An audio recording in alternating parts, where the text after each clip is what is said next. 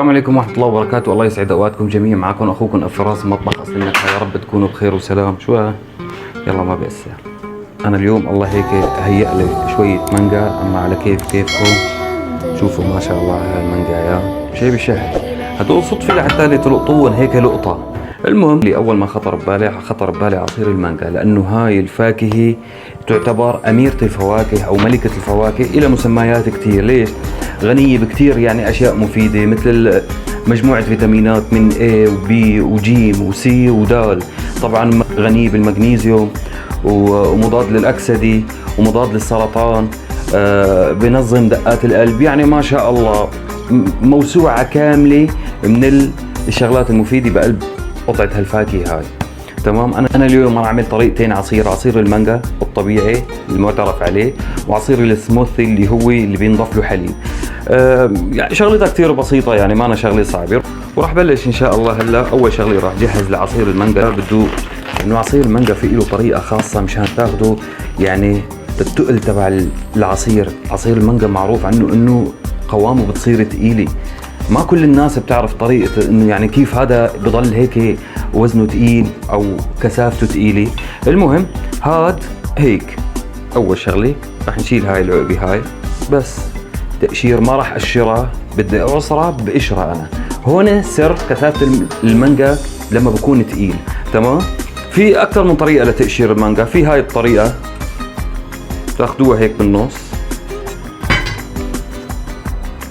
فتلة خفيفة هيك خالصة. بدنا نمسك العجوة تبعها. شوفوا ما شاء الله مي عم تعصر عصر، وبسحب هاي خالصة هيك منتهية.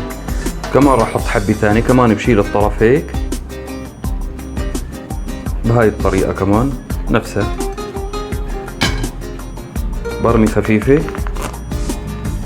بسم الله ما شاء الله. هاي هذا العصير عم ينزل من شو؟ من البذرة تبع المانجا او النواة تبع المانجا.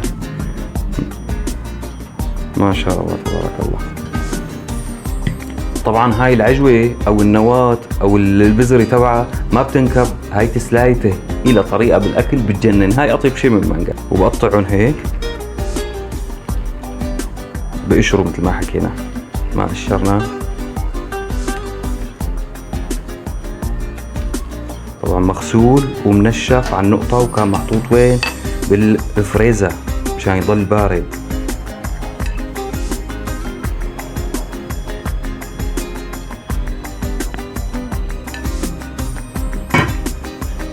فردتهم انا على هالشكل هذا هيك كلياتهم بقشري لتحت. رش له هيك 4 معالق سكر.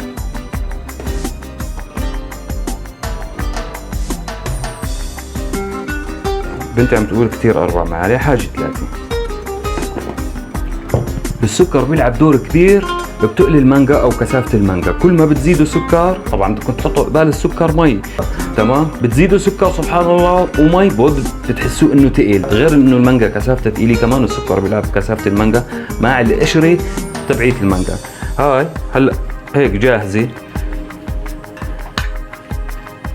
حركهم هيك هلا شوي بالمعلقة لحتى السكر يتخلط مع المانجا. طبعا هاي نسيناها بنرد لها كمان نضيفها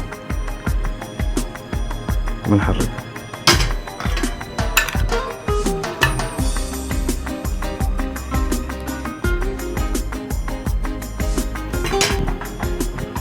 بندخلهم على الفريزر هلا لمدة شو 10 دقايق لربع ساعة. خلي المانجا شو تشرب هذا السكر كلياته مشان تطلع العصارة تبع المانجا او العصير تبع.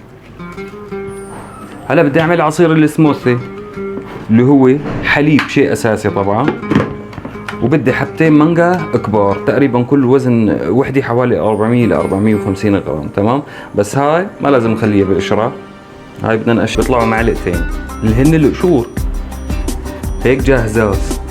بدنا ندوق وبدنا نجرب. طبعا انا ما انا نسيان عصير شو بده ثلج. ما راح اخواتي زر اللايك على فيسبوك ما بكهرب اذا كبستوك، بيسوي عادي ما بيأثر. وعلى قناتنا على اليوتيوب كمان يا ريت تفوتوا اللي ما اشترك يشترك على قناتنا، قناة اصل النكهة. وعلى تيك توك كمان عندنا قناة، فوتوا تابعوا. وكان معكم اخوكم فراس مطبخ اصل النكهة. دمتم بخير. السلام عليكم.